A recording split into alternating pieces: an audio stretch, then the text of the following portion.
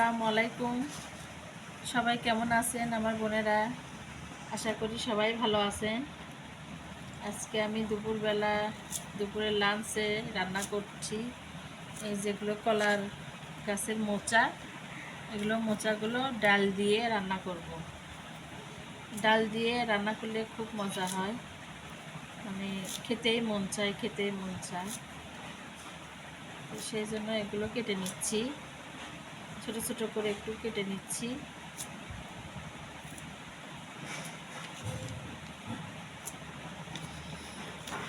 তো যাই হোক, আমার আগের যে আইডিটা ছিল সেটা একদম ডিলিট হয়ে গেছে অনেকগুলো ভিডিও করার পরে। তো নতুন করে আবার এই চ্যানেলটা আবার খুললাম। আগেটা ছিল তানজিলাস কিচেন, যেটা খুলেছি আপনার তানজিলার সংসার। তো যাই হোক, সবার কাছে একটাই রিকোয়েস্ট, আমার আবদার, সবাই আমার এই চ্যানেলটির পাশে থাকবেন, সবাই একটু দেখবেন, নিজের মনে করে লাইক সাবস্ক্রাইব করে দিবেন। আমি আপনাদের সবার পাশে থাকব, আপনারা আমার পাশে সবাই থাকবেন। এভাবেই আমরা একে অপরের পাশে থাকব।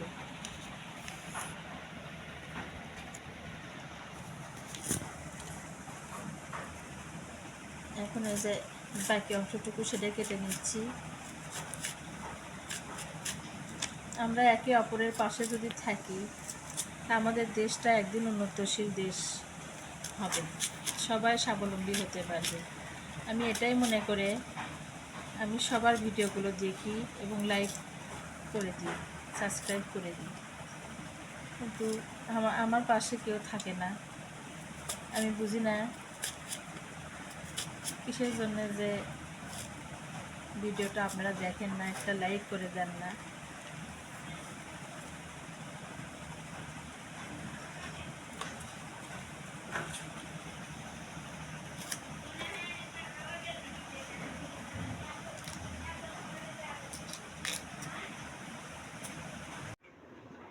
এই যে কলার মোচাগুলো অফ ক্যামেরায় তেজপাতা দিয়ে দিলাম।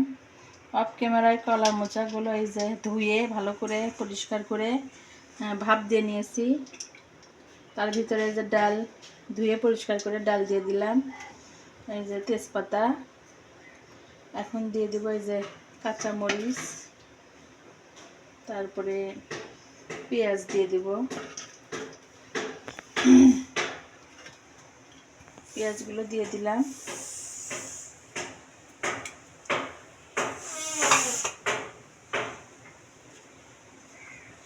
তারপরে এখানে এই যে আদা রসুন দিয়ে দিব, একটু জিরা ধনিয়া বাটা দিলাম, আদা রসুন বাটা।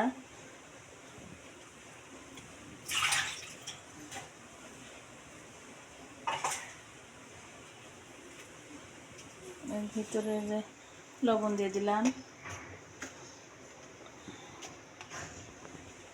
একটু হলুদ,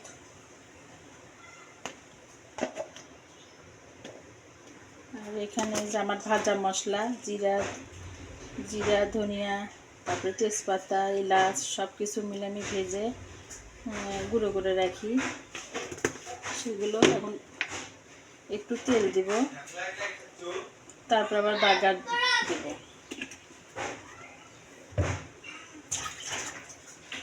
সব কিছু দিয়ে মেখে সিদ্ধ দিয়ে দেব।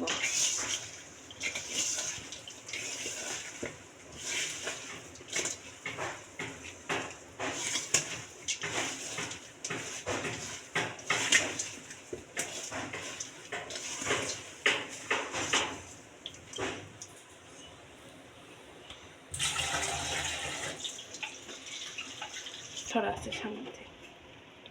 আচ্ছা, এটা এখন হতে থাক, তারপরে আবার আসছি।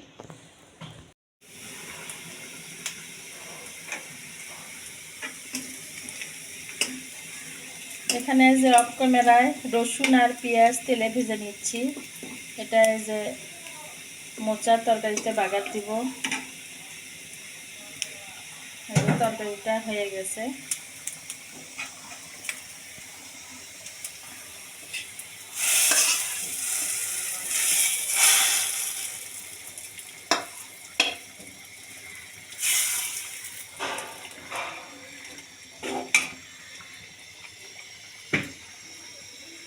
এই যে দেখো ডাল দিয়ে কলার মোচার তরকারি। আগে দে, এই যে তরকারিটা হয়ে গেছে।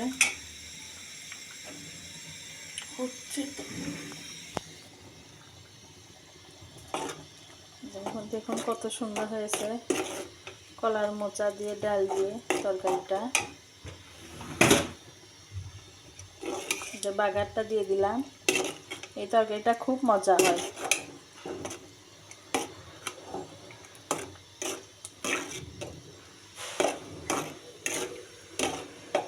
এখন নামিয়ে নেব।